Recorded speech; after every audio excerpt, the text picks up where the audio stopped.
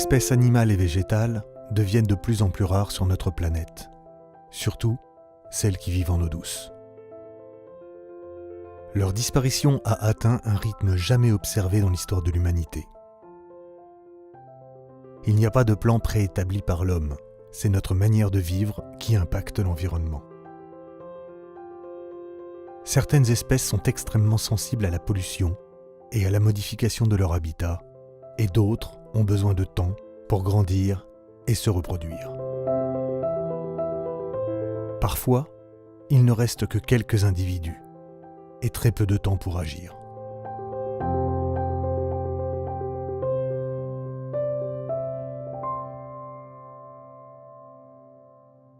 La grande mulette est l'une des espèces les plus grandes et les plus rares d'invertébrés d'eau douce d'Europe. Historiquement, c'est une espèce qui était présente sur la quasi-totalité des grands fleuves d'Europe de l'Ouest, mais le nombre d'individus a peu à peu diminué jusqu'à la considérer comme disparue au début du XXe siècle. Et en fait, elle a été redécouverte dans les années 80-90. Un premier individu de cette espèce-là a été retrouvé très proche de Chinon, donc sur la Vienne en fait. Certaines rivières, on ne trouve plus que des individus morts, c'est-à-dire des coquilles, des valves sans vie. Et là, les populations, on pense qu'elles sont éteintes. Pouvant atteindre 18 cm et un poids de 500 grammes, cette moule peut vivre environ 80 ans. Elle est facilement identifiable par sa forme en oreille. Son rôle est très important pour l'écosystème fluvial. Elle filtre l'eau. À chaque année, la coquille de la moule, il produit une couche et il intègre les éléments chimiques qui sont dans l'eau. Donc on peut faire des carottages dans la coquille et on peut analyser la composition chimique qu'il y a dans les différentes couches. Donc on peut analyser toute l'histoire de la chimie de l'eau pendant la vie de cet animal.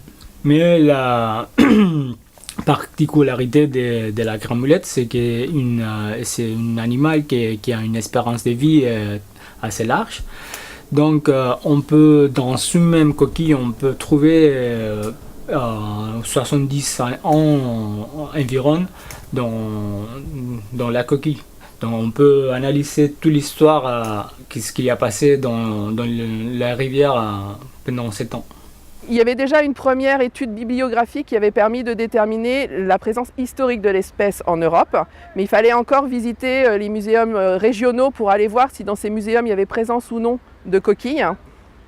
Et à partir de ce travail, on a aussi identifié des zones où on a retrouvé des coquilles alors qu'on ne savait pas que potentiellement elle était présente historiquement sur ces zones. Donc ça nous a permis, après coup, d'aller faire des prospections sur ce cours d'eau, en l'occurrence l'Aros dans le bassin de la Dour, et ça nous a permis donc de découvrir une nouvelle population de grandes mulettes.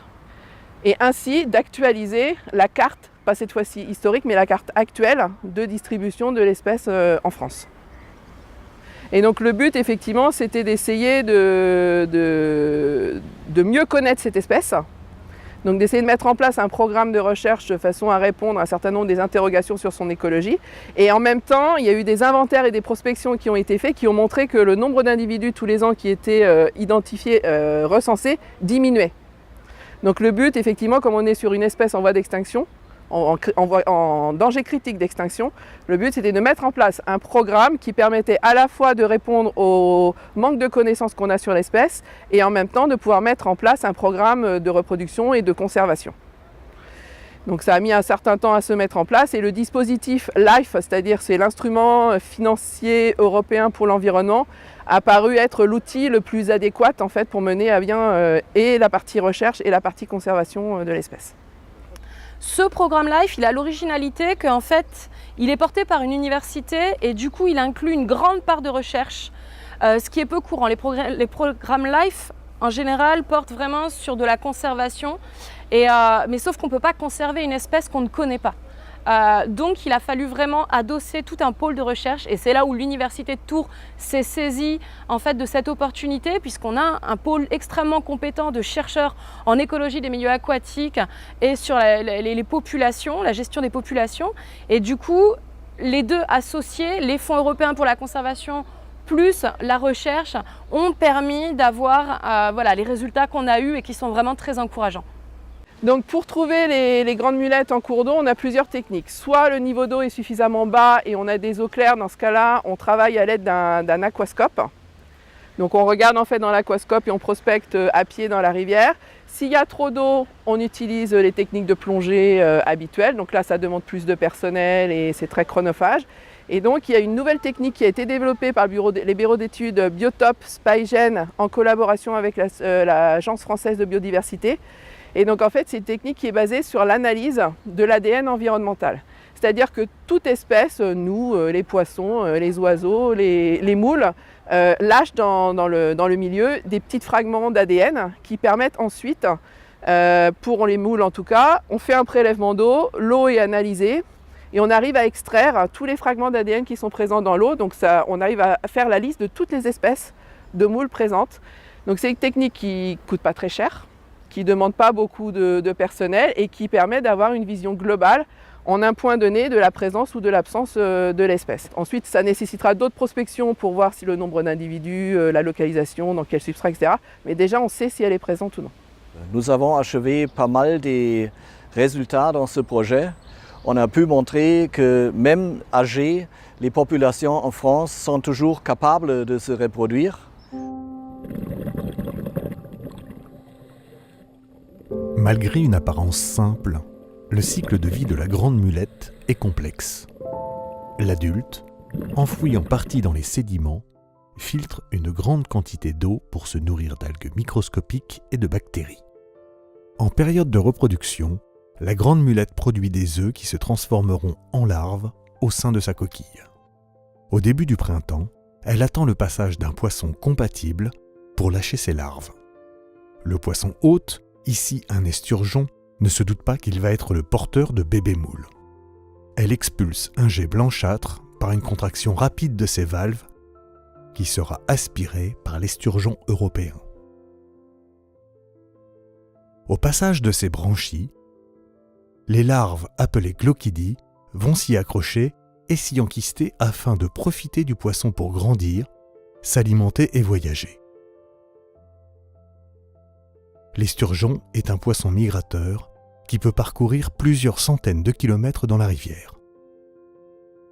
Cette cohabitation va durer 4 à 5 semaines, le temps que les larves se transforment. Les glochidies sont alors devenues de microscopiques juvéniles qui peuvent désormais quitter leur hôte. Tombées au fond de la rivière, elles pourront s'enfoncer dans les sédiments où elles vont grandir. Les juvéniles produiront de petites moules qui grandiront et pourront se reproduire à nouveau. Il faut savoir que les juvéniles de la grande mulette sont les plus petites dans toutes les espèces de moules d'eau douce.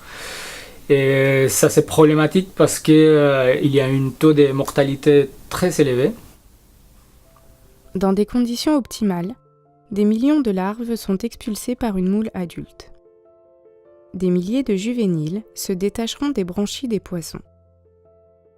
Des centaines de petites moules vont se développer et seulement une dizaine atteindra l'âge adulte. Aujourd'hui, il reste environ 100 000 individus vivants, mais il n'y a quasiment pas de jeunes mulettes. Ce chiffre reste très faible pour une espèce de moule et la quasi-absence de jeunes compromet sa survie. Que se passe-t-il ? Pourquoi la reproduction de cette espèce s'est-elle arrêtée ? C'est cette question qui a poussé les scientifiques à se lancer dans le sauvetage de l'espèce. Donc l'objectif de la campagne de prélèvement aujourd'hui, c'est de ramener sur le site de Chinon, où se déroule la partie laboratoire, reproduction, etc., des géniteurs moules, Margaritifera auricularia, pour pouvoir après récupérer les glochidies lorsqu'elles seront expulsées en aquarium. Cette moule, on va la glisser dans une petite chaussette pour la numéroter, l'identifier. Et ce qui va nous permettre avec ce marqueur d'être sûr de pouvoir réinstaller la moule à l'endroit où on l'a prélevée en fait.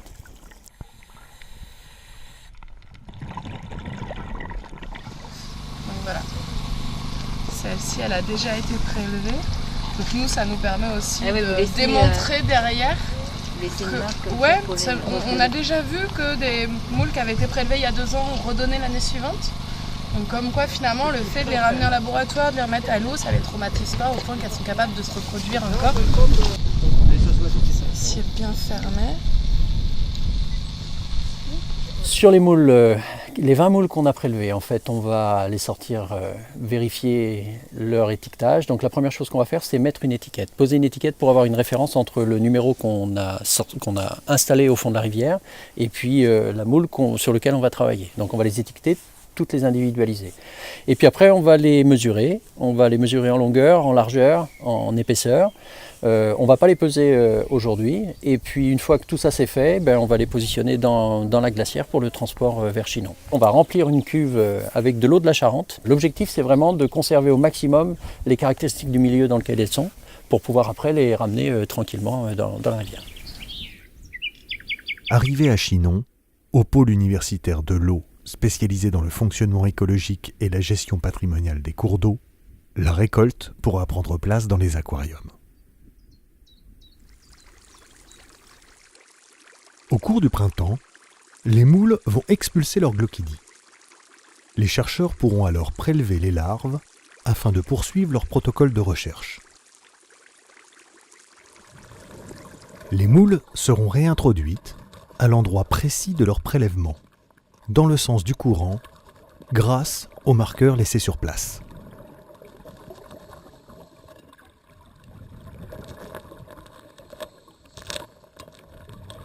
En fait, on imite la nature et on fait la même chose au laboratoire. On prend les glochidies, des moules qu'on a récupérées de la rivière, et on met en contact les poissons et les glochidies. Et après, la nature fait le reste. Ces petites larves ont quelques heures, éventuellement quelques jours, pour trouver un poisson hôte. C'est-à-dire un poisson dans lequel elles vont s'enquister généralement au niveau des branchies. Et là où l'affaire se corse, c'est que notre mulette, historiquement, son poisson hôte, c'est l'esturgeon européen. Seulement voilà, ça fait largement plus d'un siècle qu'on n'a plus d'esturgeons européens dans nos rivières. Donc ça veut dire qu'en dehors de l'esturgeon, il y a au moins une autre espèce de poisson qui peut servir de poisson hôte. Et si on regarde les mulettes à l'échelle mondiale, on s'aperçoit qu'il y a un fort lien historique entre des espèces de poissons migrateurs, donc qui vont faire un cycle alterné entre la mer et l'eau douce, et ces mulettes-là. Donc on a fait un focus sur les poissons migrateurs présents dans la Vienne, la Vienne, la Creuse et la Charente. Donc parmi ces poissons migrateurs, la lamproie s'avérait un très bon candidat, puisque sa période de remontée en eau douce pour les géniteurs se situe à peu près à la même période que l'émission des glochidies. C'est un poisson qui se fixe sur le fond pour se reposer ou qui se reproduit aussi sur le fond. Donc le protocole est le suivant, on va faire une infestation des lamproies avec les larves de glochidies qui sont récupérées auprès de mulettes que nous avons en aquarium ici, mais des mulettes sauvages. Et dans le protocole, au bout de 24 heures, on regarde s'il y a des glochidies dans les branchies et super, il y en a. Donc on est très très content. Donc vous voyez ici le support d'un filament branchial et la petite tache dorée presque que l'on voit ici, qui a la forme d'un petit D, la lettre D, est en fait une larve. La première étape est franchie. Les mulettes sont capables de s'accrocher aux branchies des lamproies. Si on fait un contrôle à mi-parcours, c'est pour être sûr que par exemple le poisson ne développe pas un mécanisme de défense qui pourrait tuer ces petites larves ou ces petites moules. Voilà.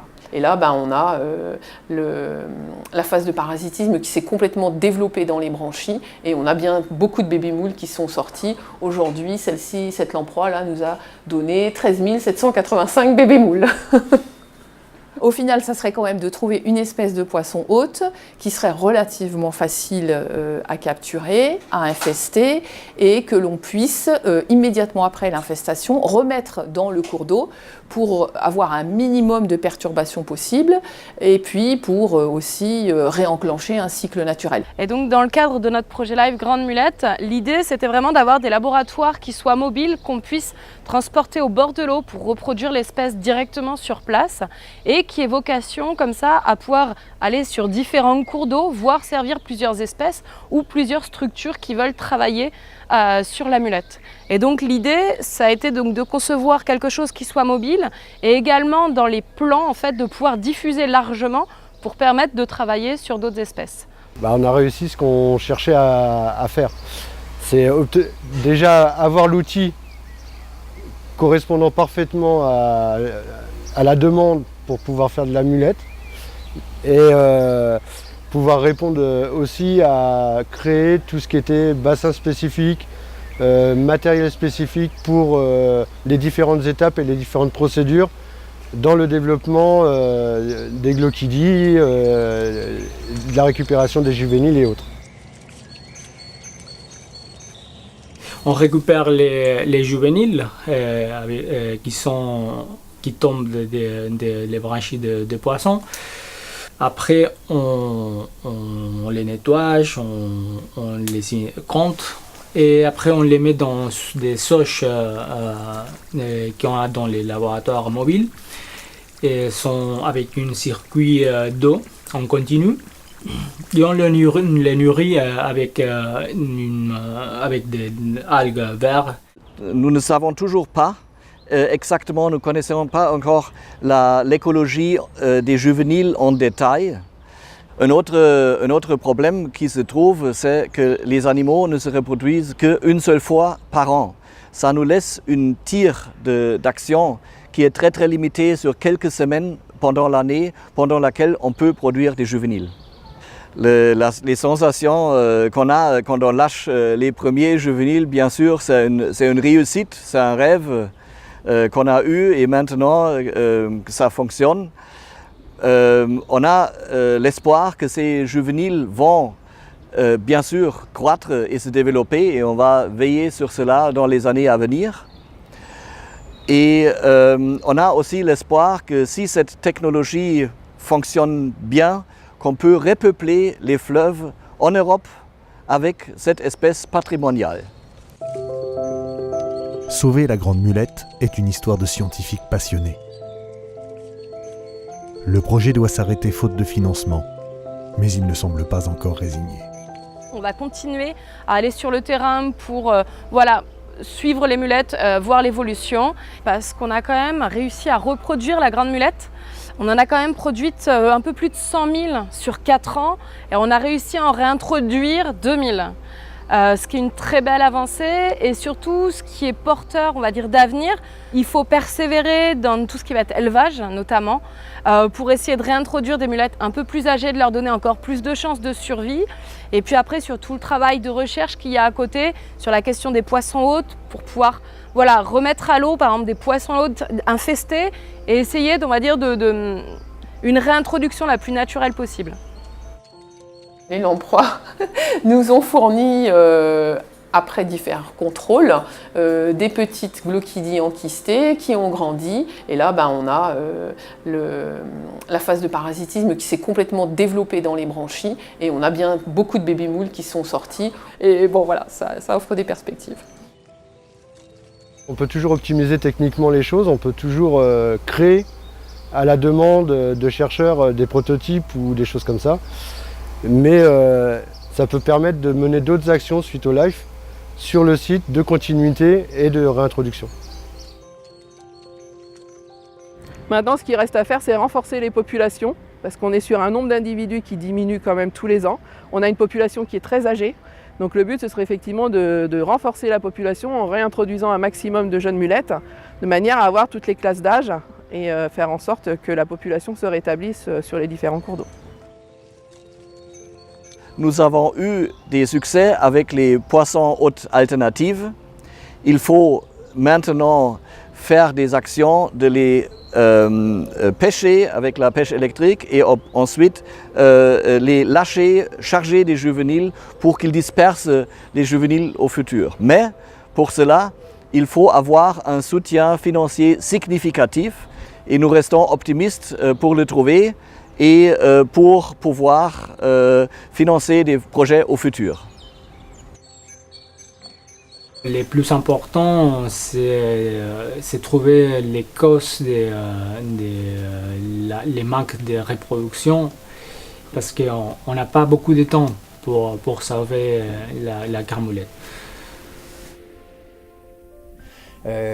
C'est une espèce un petit peu particulière de par sa longévité. C'est une espèce qui a quand même, qui est indigène à nos rivières et voilà pourquoi elle est sauvée. L'objectif des LIFE, c'est effectivement d'essayer de préserver des espèces un petit peu phares sur le territoire national, quoi. Si je peux utiliser le mot de Martin Luther, il aurait planté un pommier, même en sachant que le monde allait se périr le lendemain. Et nous plantons des petites juvéniles de la Grande Mulette en attendant qu'ils vont repeupler d'abord la Vienne et ensuite les autres fleuves en Europe.